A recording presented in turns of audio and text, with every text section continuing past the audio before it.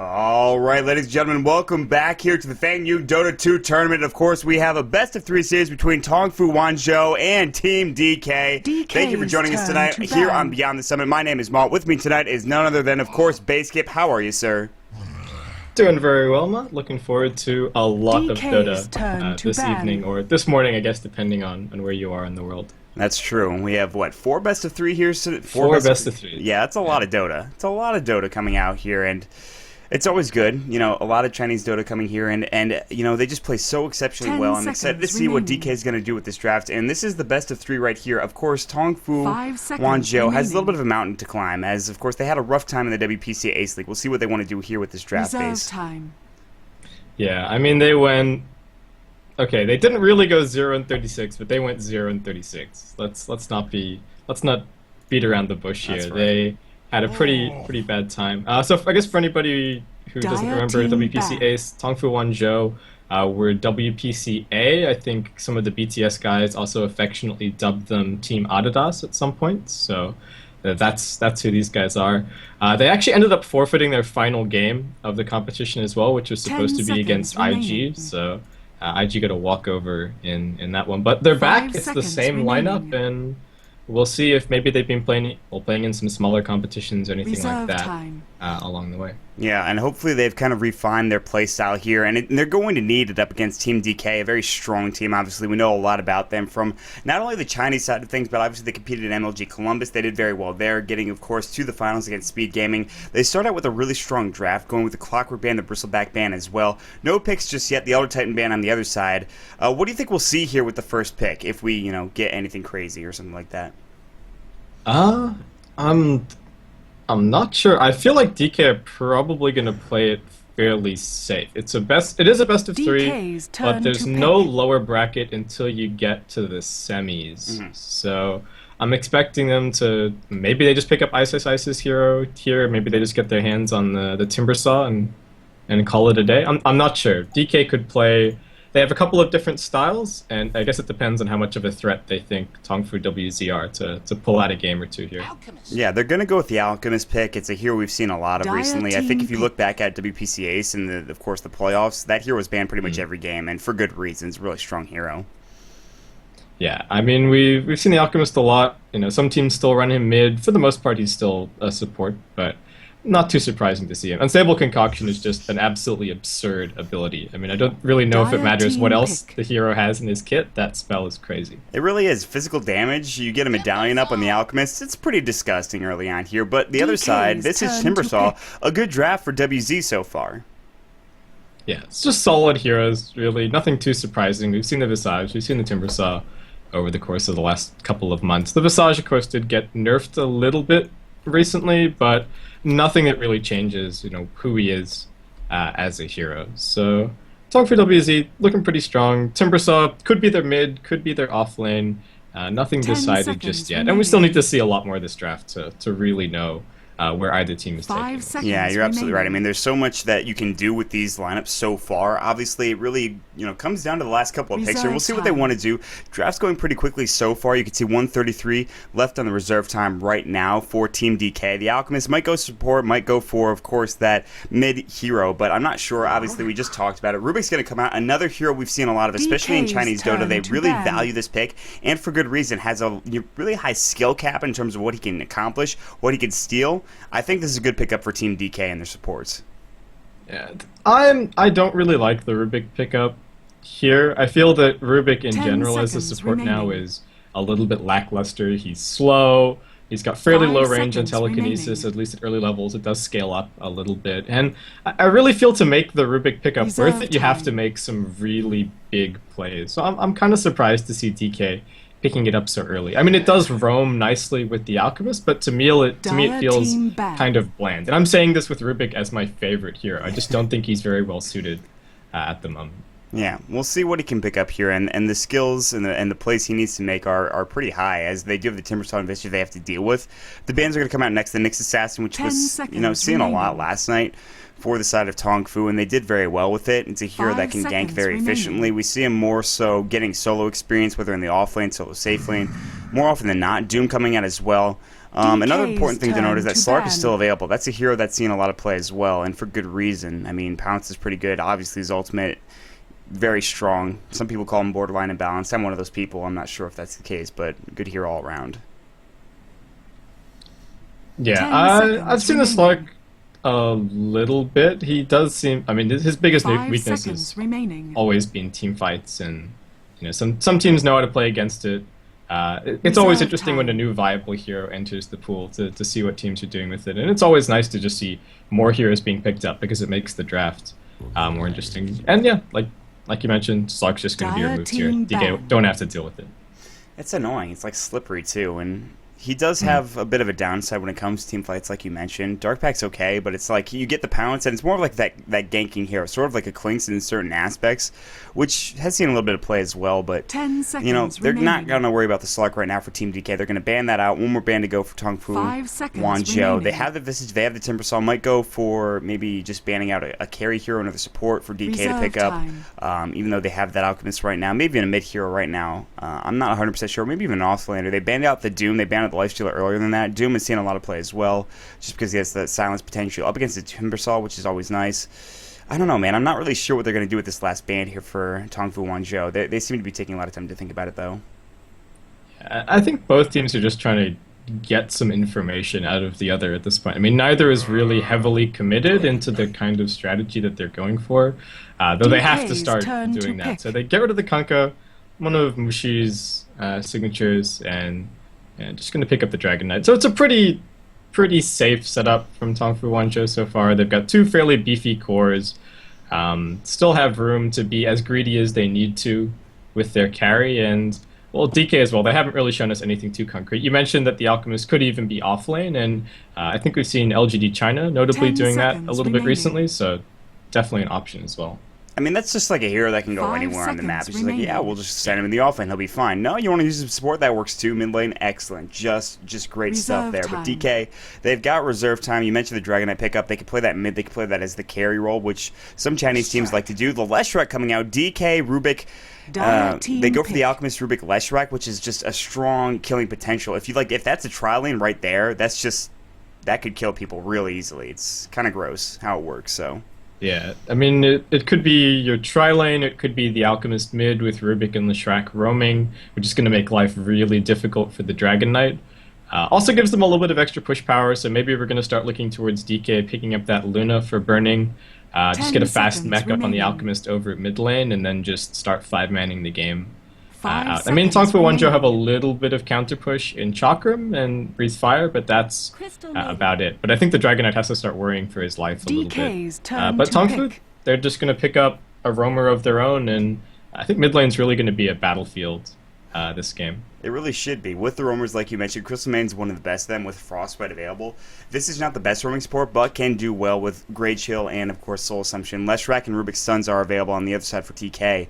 So, yeah, I mean, they're going to try to pick up kills as quickly as possible. That may be kind of an indication of where this game goes, is who does well mid, 10 who gets the roams seconds early on remaining. here. DK hasn't really picked up their mid hero just yet, not that we know of anyway. 5 It could be that seconds Alchemist like we remaining. talked about, but they still have time, obviously. Plenty of reserve time left for both teams. Crystal made a very strong here with the Reserve Arcane Aura. time. Kind of helps out Timbersaw a little bit because he does have mana issues with Chakram early on. Now that it's been nerfed a little bit, but still. Very strong draft from Tongfu Wanzhou. They have the Visage, the Crystal Maiden as their supports, and honestly, I like their draft so far a lot. But, well, that's an Outworld Devour for DK. Very nice. Dire team ban. Okay, so I'm interested to see where this heads, because now I think the OD is definitely heading, well, maybe definitely heading mid. I mean, you are picking an OD into potentially being ganked by a Crystal Maiden, so there's always that to keep in mind. 10 But I don't know if seconds DK remaining. really run it safe lane, so guess it's probably just going to 5 be mid. seconds remaining. We'll see what happens. I was considering maybe something like a Pugna for Reserve DK. I know time. that they have run it once or twice in the past, and you've already got the Leshrac, you've already got the potential to pick up a fast mech somewhere and just kind of go for broke 5-manning, but with the OD, I don't think it's necessarily on the cards. I think DK are just going to play this really safe, just pick up a true farmer for burning.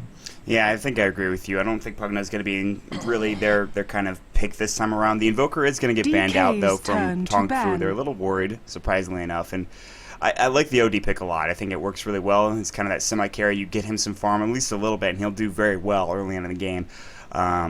Yeah, I mean, this is and I also like their lineup because you don't really know where everything's going. You mentioned how, you're not really sure, is the Alchemist going to go mid, where are they going to send everything? OD could be that safe lane farmer. We're not sure yet, and that's, Tong Fu's lineup is a little bit more set in stone. Obviously, the Dragon Knight and Timbersaw might switch around, and even Dragon Knight could be that safe lane farmer as well, but still, good picks coming out from both sides right now. The reserve time coming through from DK to see what they want to ban out next, and I think it should be a carry here, although they do have that Dragon Knight. I'm not 100% sure, though. Yeah, I think DK is probably just heading mid. We're probably looking at one of your relatively early to mid game farmers. I mean, the OD is going to be sitting back a little bit, so I think Tongfu, Wanzhou do have some space to be a little bit greedy if they want to, but they also need to be careful because DK always had that last pick to snap something like the like your Pugna or your Death Prophet, or one XYZ really aggressive early pushing hero, which could punish something too greedy in this spot.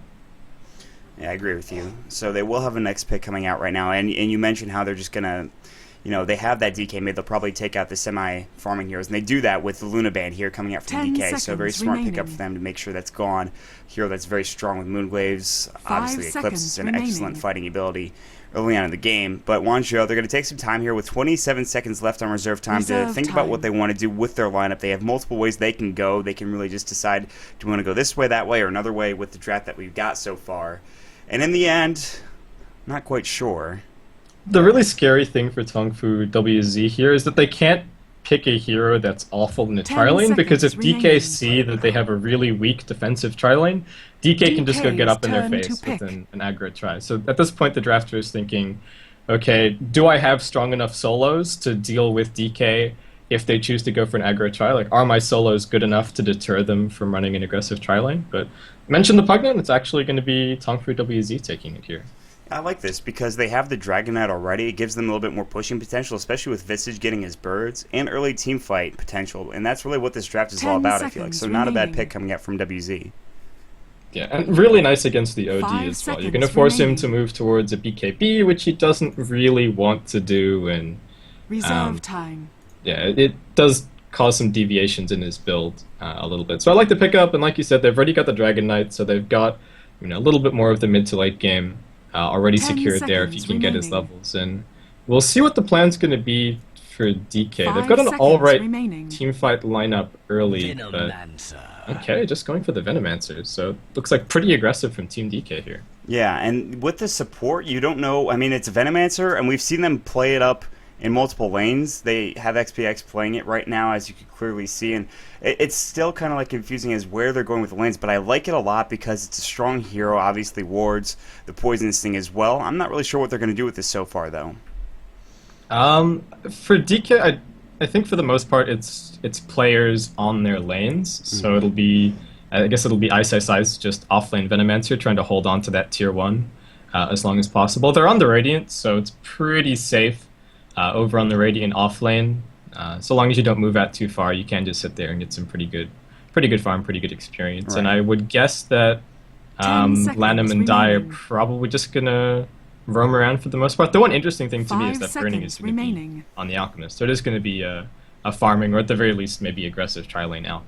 Yeah, and it's something we haven't seen a whole lot of, which is actually kind of surprising. I mean, Alchemist has fallen out of favor in that farming role for whatever reason, but Burning seems confident in it, and he will pick up that hero right now. So we are going to jump into the game, ladies and gentlemen. It's game number 1 of a best-of-3 series between DK and Tongfu Wanzhou, and let's do some introductions. So on the side of Tongfu, we're going to have Empty on the Timbersaw in the top lane. It looks like 5-man aggression coming out from Tongfu right now into their own jungle. Mary's going to be on the Visage. We'll see CJC. He'll be on the Pugna. UU9 or U9 will be on the Dragon Knight. And XBC to round it out on the Crystal Maiden base skip. Why don't you go ahead and do Team DK? Yeah, so over we have XPX or Ice, I believe, on the Veno. Burning is going to be on the Alchemist, a hero that we haven't seen him on for a little bit. Mushi's going to be on his signature OD, MMY or Die. He's going to be on the Rubik, and Lanham's going to be handling Leshrac. Yeah, so far it looks like it is going to be, I think, a defensive tri-lane coming out for Team DK, and that's certainly not a bad pickup for them at all. And we don't know what they're doing with Tongfu Wanzhou up in the top lane so far. They're just kind of having all of their heroes here, but I think it should be the same, defensive tri or something along those lines anyways. I'm not sure, though. Yeah, I don't think there's any incentive for DK to run an aggressive tri-lane, just because freeing up their supports to roam over towards mid is great, and their solos don't necessarily win their 1v1s hard enough to justify attempting the aggressive tri. Because you could just send the aggressive tri-lane up, and then your The OD gets battle roamed on all begins. game by the Crystal Maiden and has a pretty sad time. So I like the decision from DK here. They've already got a smoke picked up on Lanham, so should be good to go. And we mentioned in the early game in the draft, we talked about, like, roaming is kind of an issue. Like, you need to have that happening early on for you to maybe just secure your mid lane. And already the double damage coming out from Diamond. He's going to go back down in that bottom lane. He's not going to worry about roaming mid just yet. They do have that smoke of deceit like you talked about already, and they'll probably use that effectively and go for kill early on. I mean, you know, Dragon Knight's not the easiest hero to, like, just get out of there if he's in a bad time. MT might get straight up first blooded here if he's not careful. He doesn't have any information as to what the rune was. He's got no vision. Yeah, and Burning's already skilled concoction, so DK want this, but they really do. They're like MT's going to be all right. The double damage, I mean, he's fine. He actually has Timber Chain, which should save his life. Telekinesis back, but he's just going to go ahead and eat a tree, and he actually took a lot of damage from that double damage rune, though, so he does have to be a little bit careful. Yeah, well, good awareness playing safe at the start. He knew that he didn't see the rune and didn't know where the supports were just yet, so... Did end up skilling the Timber Chain, so that might end up hurting him a little bit, but so far things seem alright.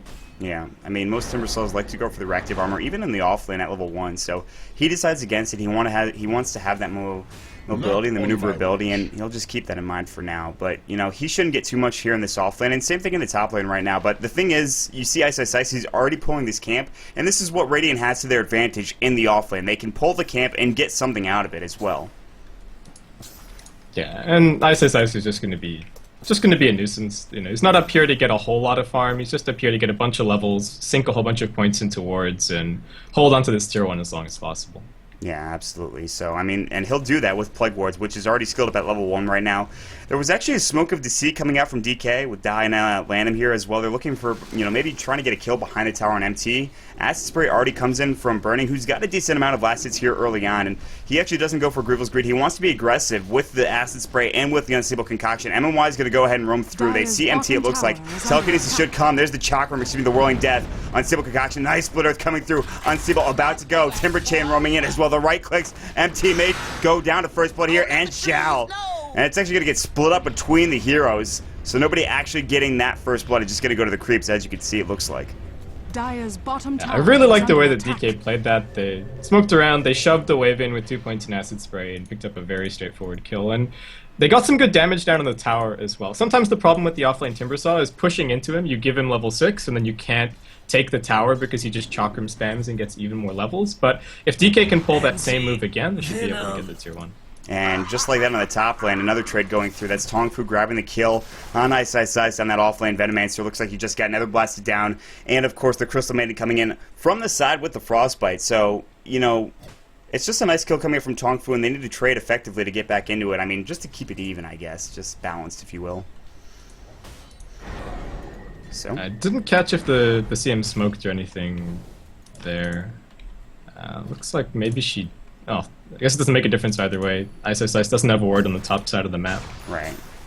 She'll buy another one, actually, and maybe look to go roam mid this time around. But, yeah, I mean, you look at Ice, he's got no vision here, and that's kind of problematic. He does have the Plague Wards, but it looks like nothing was in the jungle. And I think, actually, the Crystal Maiden came in through from the river to grab the kill anyways, or at least grab the Frostbite, so... It was just a good rotation coming out from the CM, but still, it's 1-1 early on. The mid lane matchup is actually 15 last hits for Mushi, 7 for the Dragon Knight. Not a big surprise there. Yeah, the DK isn't here to get a whole lot of farm. He's just a hero that doesn't die to the OD at least. So. Yep. And DK gonna make an attempt at this tier 1 tower bot. They've got a siege creep. They've got the 2 points in the acid spray. We'll see if MT can maybe pull the aggro off and be a little bit cheeky. He just needs to make sure that he doesn't die. That's the key. And he's not dying in this bottom lane is kind of important. I mean, he's got to be careful. He's already died once, and plus the phase boots are done for the Alchemist now, so he has a bit more damage. And there's levels up on MMY. You see the Edicts already coming out. The fortification immediately from Tong Fu Wanzhou. And MT will sit back behind this tower. He's not going to pull the creep wave right now. He looks like he's just going to let this go. No rotations. In fact, actually, there is a rotation from the Crystal Maiden, but a bit late. So just like that, Lestrak grabbing the last ton on the tower, and a very quick tier 1 going for DK. And looks like DK maybe considering going for 2, so the Crystal Maiden rotation might actually be worth it at the end of the day. I think she just got spotted by the Rubik on the edge there. Yeah, she's gonna try to do something here. It looks like she wants to at least jump out at them, but they've got plenty of, you know, damage to deal with. This Burning actually doesn't have all that much mana, however, so they might have to be careful. Lanham's also rather low in health, so there is a rotation from UU9, and he's actually got a double damage rune bottled. No Elder Dragon form just yet, and if he had that, then maybe they'd be a bit more aggressive here, but sadly he can't get that level 6 fast enough, and they do some damage to the tier 2 tower, clarity up, and get ready to go again for Team DK. Yeah, I'm a little bit surprised. Like, normally with the Crystal Maiden here, you'd expect to maybe have the Pugna or the Dragon Knight with the TP scroll ready, but instead he just walks over. It ends up being a little bit of a waste of time. That's just a lot of space created coming out for DK that gives Mushi more time to farm in the mid lane. There is a TP roaming through. It looks like actually was it canceled? Got cancelled. It was the Pugna. He threatened the TP, but realized that they couldn't do anything, so he just cancelled.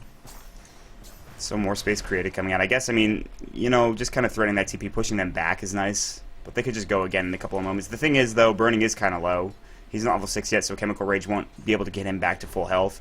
At least not yet, anyways. He's getting a Soul Ring, though, so that's always nice to have. I mean, he just wants to kill people rather quickly without any sort of hesitation. That's one way to do it. Yeah, it looks like DK, the plan is pretty much just a 5-man. It seems. They're just going to pull the wave back bot, so they're not going to make another attempt at the tier 2. It's pretty low. They can go snag that at some of their time. Ice, a little bit caught out top. Might be able to bring down Mary, however. One more right click does do it, and it's going to get finished. Double damage! That's always a good trade, though. I mean, like, 1 for 1, and off lane, he's pretty happy about that, I feel like. Yeah, 1 for 1, and his tower is still on full health. So I think he's still accomplishing exactly what he's in the off lane for, and just being a nuisance as well at the same time. Yeah, absolutely. So ISIS is doing an effective job, but Tong Fu is actually going to smoke up, and they're looking for something. I'm not sure what they're going to find. It looks like they're heading back behind the tier 1 tower in the top lane. There's a TP coming in. That's going to be, of course, from ISIS. Here to help them out is Lanham. They've got to know something's up, and maybe some smoke is coming. I mean, everyone's missing from the map. Yeah, I mean, literally everyone for the side of Tong Fu, but ISIS is sitting out pretty far. They're actually looking here at the top rune spot. Now they're going to wrap around through the river. They don't get spotted just yet, but the smoke does wear off, and we'll see who leads through. I mean, MT, he has that Timber Chain, so he could be the one to initiate. They have the Frostbite coming through as well. Now the Crystal Nova, Elder Dragon form, Timber Chain, the Frostbite, Poison Nova, doesn't matter. Breathe Fire, grabbing that kill, and that's just a lot of heroes committed for that engagement for Tong Fu, but they get the kill at least, so. Yeah, and they got the kill on Ice, and he's dead for 20 seconds, so that worked out better than I thought it would. The 3 heroes smoked up, and then the Pugna immediately, he double tapped his TP back to base to go and grab something. And I thought, okay, how are they going to shove the wave into the tier 1 now and go for the wraparound? And that's kind of why they walked over to the secret shop, realized that the Pugna wasn't there to push it in, and walked back into the river. But they pick up the kill, and they've still got some Dragon Form left, so we'll be able to get some damage on this tier 1. Yeah, another blast is going to come out. However, the fortification comes before they actually get any damage on it just yet, but still, you see ISIS TPing up here, and he could throw Plague Wards down, but it should fall nonetheless. The Elder Dragon form is still doing a bit of tanking to the tower, but they trade 1 for 1, it looks like, or at least for now. That's a tier 1 tower falling to Mushi with Edict from Lanham, and he actually has a Staff of Wizardry, which means probably a 4-staff coming up from Mushi early on in this game, very early in fact. Yeah, what are you expecting to see from Burning? Because I think ISIS is handling the mech, so maybe just going to be something like an armlet build? I think he's... Yeah. I'd agree with spent that. some gold. It's just going to be a Vit booster. Okay. Yeah, the casual Vit booster is not a bad build either, but you know, you could go the Vit booster or the armlet. I wouldn't go for both, and maybe he can go for a Shadow Blade now. Obviously, it's not quite as good as it used to be, but still, Burning doesn't really care. He's going to take damage from the tower. Vit booster obviously helping him out there. Then the Edict just takes the tower down fairly easily. Split Earth coming in. Now the Telekinesis on FT and the Unstable. The Edict damage is still going Fade Bolt, but they don't have enough damage to take down that tanky Timber Saw. Alliteration included, so he will get out of there alive for the time being.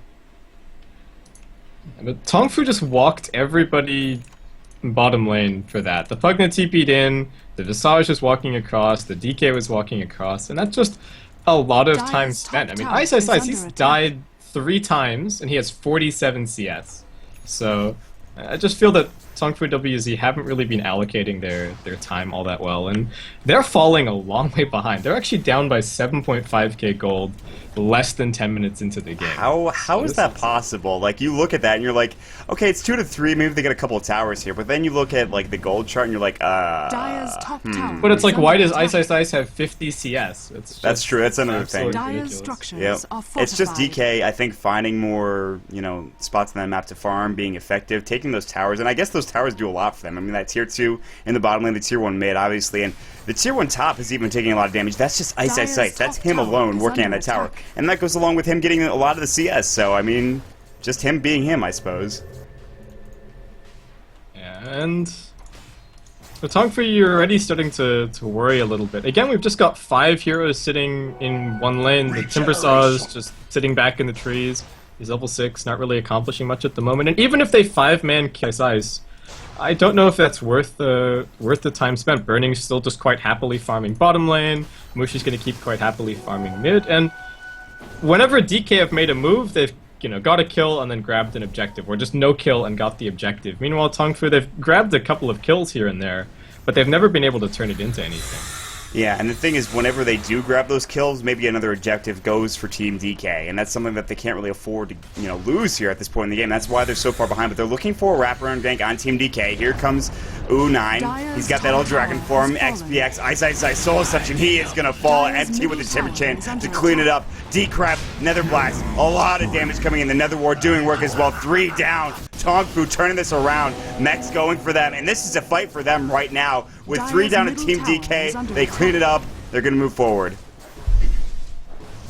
DK get the Dire's tower. bottom tower is under attack. I think it's very similar to what happened to Ice top lane before. You just eventually, when all of them are off the map, you have to say, look, somebody is going to get ganked. It's either going to be one of our solos, or it's going to be the 2 or 3 heroes that are pushing. Sort of have to deal with it. Ice Concoction flies out. They want to fight this. Look at this. Poison Nova's going. U9 using his magic wand. Dragon Talon on him. Right clicks. He's trying to leave. He's slowed up. Split Earth coming through from on him. And U9 should fall here. In the end, they don't lose their tier 1 tower. Actually, they do in the end as the Visage picks it up with his birds, it looks like. They're still chasing after the Pugna. Astral Imprisonment already used. You can see it's on cooldown for another 7 seconds. Crystal Maiden frostbiting up. The OD, now the Venomous Gale, and the Split Earth. This is a dead CM right now for Leshrac getting that kill. They're still chasing after this Pugna, and he's actually going to get Astral here. They might even be able to pick this one up. They're wrapping around, coming through, and that's going to be Ice. Arcane Orb is doing so much work. He's got no mana left. He can't decrep himself. I don't know. The Sanity's Eclipse just being used to grab that kill. They turn it around again. Not done yet, it looks like. No, I mean, they're backing off for now. They say, okay, we got a couple of kills. Let's not, go too far. And yeah, they go for the Shadow Blade on Burning. So the casual Vitality Booster into the Shadow Blade, that seems to be a common build, and I like it a lot. Can we rehost the call real quick? I don't know if I'm okay to you, but you're cutting in and out for me. So Well, maybe just try rehost. Yeah, I'll rehost real quick, so hold on.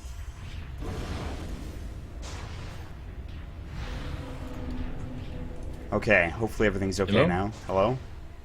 Sweet. Are we good? I think we're good. Yeah, I think we're good. Yeah, Ryu was So- having problems the other night as well, so I don't think I'm dropping any frames or anything along those lines, but it's always good just to make sure, obviously.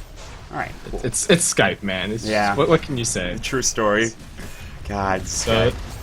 DK move in mid. Tongfu, see if they can take this fight. I'm not even sure if they can. They do have a mech up.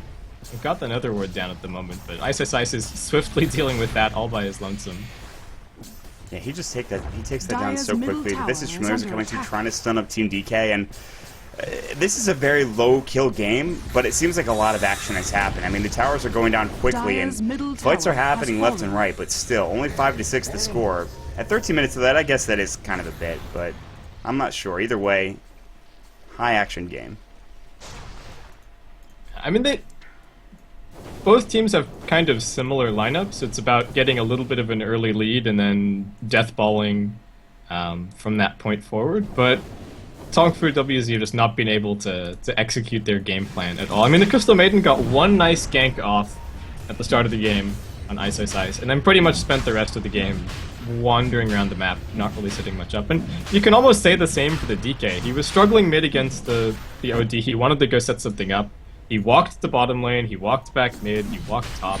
You know, in among all of this, they did manage to grab 1 or 2 kills, but DK have just completely outstripped them in terms of farm. Like 12k is the gold difference at this point. It's absurd. Yeah, that's pretty excessive. I mean, like, it should Radiant. really never be that high at this point in the game, but that's just Team DK, like we said, getting more off the map, and it's just Tongfu WZ not being effective. You mentioned them walking around, not really doing much, especially with the DK in that mid lane, which gives Mushi that room to farm, and they're paying because of that, and just a couple of other mistakes they've had here in the early game. So it's 5-6, now there's an Aegis up on Team DK, and that is in fact going for Burning, and really I don't think he needed that with his casual Vit booster. He's also got an Ogre Club in the bank as well, which either is the start of a BKB or an SNY, or even a Heaven's Halberd, but I highly doubt that. But still, I mean, Burning's feeling pretty good about how his game's been going thus far.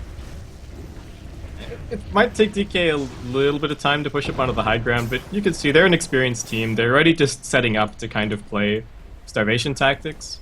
They're just going to keep Tongfu WZ pinned inside their base, grab 1 or 2 items if they really feel that they need them, and then just kind of go from there.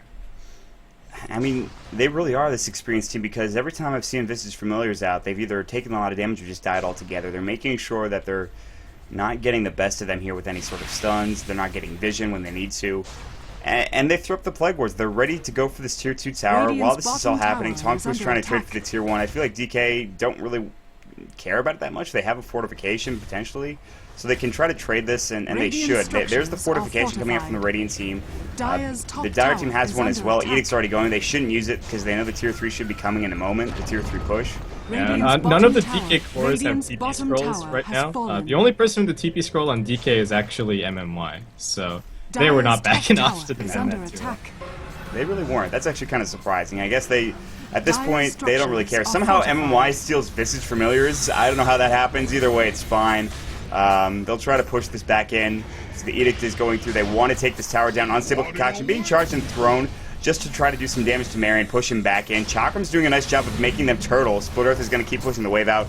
The Elder Dragon form is up and ready to go for at least another couple of seconds here, but once that goes Radiant's down, bottom you know, tower Mech's is already under going for attack. DK. They'll wait for the next creep wave and probably go in for the tower here. The Edict has already done a bit of damage. It's level 4 as well, so Tier 3 tower may not be long for... I mean, it shouldn't live too long in this scenario. And Tongfu WZ don't really have any great ways to engage. I mean, they can spam down the waves, but that's about it. So DK can feel very confident just walking up onto the high ground. The only thing that they kind of had to be afraid of was a Dragon Tail, and like you said, the ultimate's not worn off. So Yeah, now initiation is hard. he's not necessarily useless on the DK, but it's going to be hard for him to do as much damage as he could have with that Elder Dragon form. That obviously goes without saying. But Visage Familiars are being used more effectively, I feel, for DK and MMY than for Tongfu. And with that, another edict goes, and the story of the towers and the Dire's buildings. top tower has fallen. Chapter 1, DK kills the tower. Chapter 2, they pushed into the racks in the Tier 3. Now they're looking for an Unstable Concoction on Burning. He's charging it up, he's going to throw it clearly on CGZ. They're pinging on him right now. They're not going to go on him, they just want this racks, and this is just siege tactics. They haven't gotten a kill. 4-step out from Burning. You can see U9 actually has his Elder Dragon form up and ready. Dire's top But the barracks Raxes have are gone fallen. without him having to kill anybody. Well, hold that thought as Mary's Dire's getting top initiated on. barracks has Decrepify fallen. coming in from CGZ a little bit early. You see the Astral Imprisonment going out as well. Hits up. Dragon Tail coming through. Visage Stun. Split Earth coming through. Telekinesis. Nether Blast pushing them all back. Arcane Orb. Sandage Eclipse. Immediate double kill coming out from Mushi. Looking for more. MT taking damage. There's one in the Astral now. Unstable's gonna fly. Split Earth triple coming out from Mushi. A set of racks. 4 kills. Oh boy. GG. Look at that. Too much damage, man. What a game for DK. Yeah, just DK victory. that was a very convincing performance from DK, I have to say. That's about as DK as it's going to get, I feel like, with that match. 1832, they just played everything the right way. Didn't overextend. They lost maybe one team fight in the top lane, but other than that, just a strong performance. So, good stuff. Very good stuff. Alright, ladies and gentlemen, we're going to take a quick break here as we jump into game number 2 in just a moment. Reminder that we have a lot of Dota tonight. Like, I'm talking a lot of Dota. Once again, my name is Malt. With me tonight is Basekip. Hopefully you stick with us here as we're rolling through the evening, and we're going to jump into a quick break. Stick around, guys. We'll be right back.